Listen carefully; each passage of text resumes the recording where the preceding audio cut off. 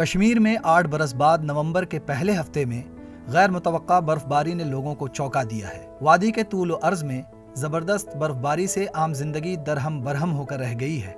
पहाड़ी इलाकों के साथ साथ मैदानी इलाकों में भी रात भर बर्फबारी जारी रही। बर्फ जमा होने की वजह से सड़कों पर फिसलन पैदा हो गई, जिसकी वजह से मुताद्दिद मकामात पर गाड़ियां फंस गई हैं।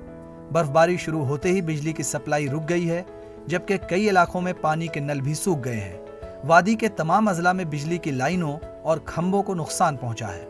उधर महकमा बिजली के एग्जीक्यूटिव इंजीनियर ने कहा है कि बिजली सप्लाई को बहाल करने के लिए लाइन की मुरम्मत जारी है। बर्फबारी से पूरा बिजली का निजाम धर्म बरम। तो हमारी पहली टॉप प्रायोरिटी है hospital. We are all station here. Adjoining areas receiving station के बहुत जल्दी रेस्टोर हो जाएंगे। बाकी जो आउटस्कर्ट्स हैं उनमें थोड़ा टाइम लगेगा।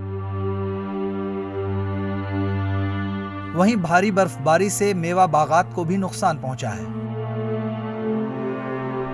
मुताद्दिद इलाकों में सेब के पेड़ गिर गए हैं, जिसकी वजह से किसानों को काफी नुकसान हुआ है। किसानों का कहना है कि वक्त से पहले बर्फबारी उनके लिए मुसीबत बन गई है।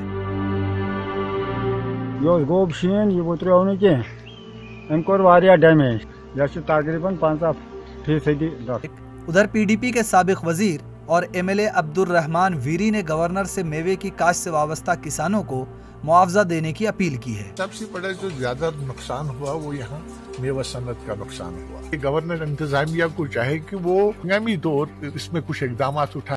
अगर इस वक्त भी कोई पैकेज या कोई कंपनसेशन इनको नहीं मिला, मुझे लग रहा है इससे और ज्यादा ये सनत मुतासिर होगी, क्योंकि यही सनत है जिस पर हमारा इक्तिसादी सूरत हाल मुनसिर है। रोड बंद है, गाड़ियां पड़ी हुई है, जिनको मेवा लोडेड है, रोड क्लियर करना चाहिए वार फुटिंग पर, ताकि वो मेवा दिवाली पर मुल्क के बाकी मीडियो में पहुंचे।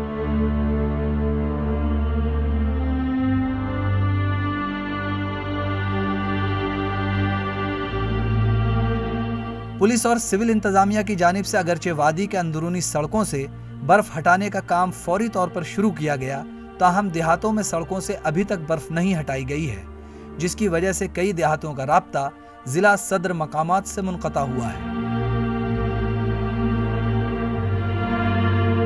लोगों ने इंतजामिया पर बरहमी का इजहार करते हुए कहा कि सड़क राब्ता मुनक़ता होने से इन्हें शदीद मुश्किलात का सामना है।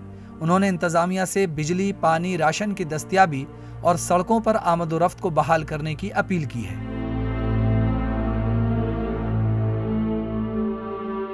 ईटीवी भारत के लिए अनंतनाग से मीर अशफाक की रिपोर्ट।